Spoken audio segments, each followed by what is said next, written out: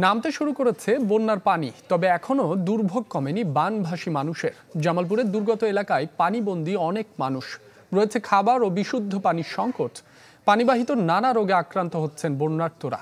ডুবে আছে ৩৬৮টি শিক্ষা প্রতিষ্ঠান, ২০টি কমিউনিটি ক্লিনিক সহ প্রায় ১২,০০০ হেক্টর ফসলি জমি। দুর্ভোগের শেষ নেই সিরাজগঞ্জ ও টাঙ্গাইলের পানিবন্দী মানুষের।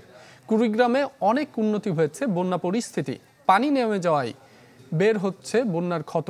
লালমনিরহাটে খাবার সহ স্যানিটেশন সমস্যায় ভুগছেন বানভাসীরা। বিধ্বস্ত রাস্তায় চলাচলে পোহাতে হচ্ছে ভোগান্তি। উন্নতি হয়েছে সিলেট অঞ্চলের বন্যা পরিস্থিতি।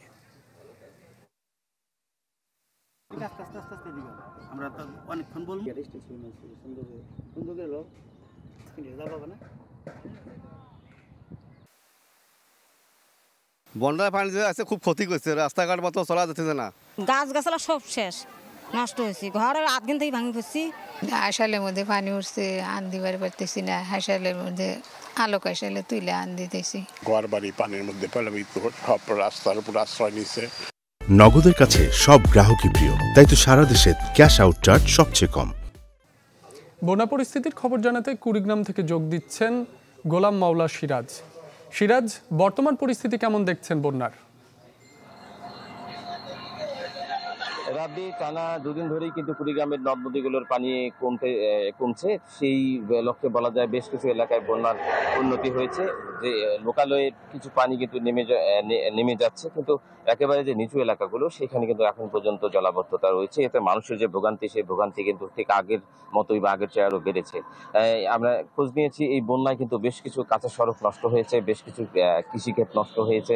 সবকিছু মিলে মানুষের যে ভোগান্তি সেটা কিন্তু এখন পর্যন্ত আছে। এর মধ্যে কিন্তু আজকে সকাল থেকে আবার কিন্তু দুধকুমার এবং তিস্তা এবং ধরলার পানি কিন্তু বাড়ছে। যদিও দুধকুমার এবং ব্রহ্মপুত্রের পানি এখন পর্যন্ত কিন্তু বিপদসীমার উপর দিয়ে প্রবাহিত হচ্ছে পানি কমলেও, কিন্তু এর মধ্যে আমরা সকালে যে খবরটা পেয়েছি যে সকাল 6টা থেকে সকাল 9টা পর্যন্ত দুধকুমারের যে পাটেশ্বরী পয়েন্ট রয়েছে, এই পাটেশ্বরী পয়েন্টে কিন্তু 2 সেন্টিমিটার পানি বেড়েছে। অন্যদিকে তিস্তার যে কাউনিয়া পয়েন্ট রয়েছে, এই কাউনিয়া পয়েন্টে কিন্তু 5 সেন্টিমিটার পানি বেড়েছে এই 3 ঘন্টার মধ্যে। অন্যদিকে ধরলার যে শিমুলবাড়ি পয়েন্ট রয়েছে, এই শিমুলবাড়ি পয়েন্টে কিন্তু 13 সেন্টিমিটার পানি বেড়েছে। তো পানি কমার পরে আবারও যে পানি বাড়া শুরু হয়েছে, এতে কিন্তু এই অঞ্চলের মানুষ আবারও উদ্বিগ্ন হয়ে পড়েছে। কারণ হলো গতকাল এবং গত রাত এই 2 দিন কিন্তু বৃষ্টি ছিল, উজানেও বৃষ্টি ছিল, কুড়িগ্রামের অঞ্চলেও কিন্তু ভারী এবং মাঝারি ধরনের বৃষ্টি ছিল। সবকিছু মিলে আবারও কিন্তু নদ নদীর পানি বাড়ছে। তবে আগের থেকে বন্যার অনেকটা উন্নতি হয়েছে, যেটা আমরা বললাম। সবকিছু মিলে আবারও যদি পানি আসে, এই মানুষগুলো কিন্তু আবারও সেই বন্যার কবলে পড়ার একটা শঙ্কা রয়েই কিন্তু গেছে। রাব্বি। সিরাজ, আপনাকে ধন্যবাদ। দর্শক, কুড়িগ্রাম থেকে বন্যা পরিস্থিতির খবর জানাচ্ছিলেন সহকর্মী গোলাম মাওলা সিরাজ।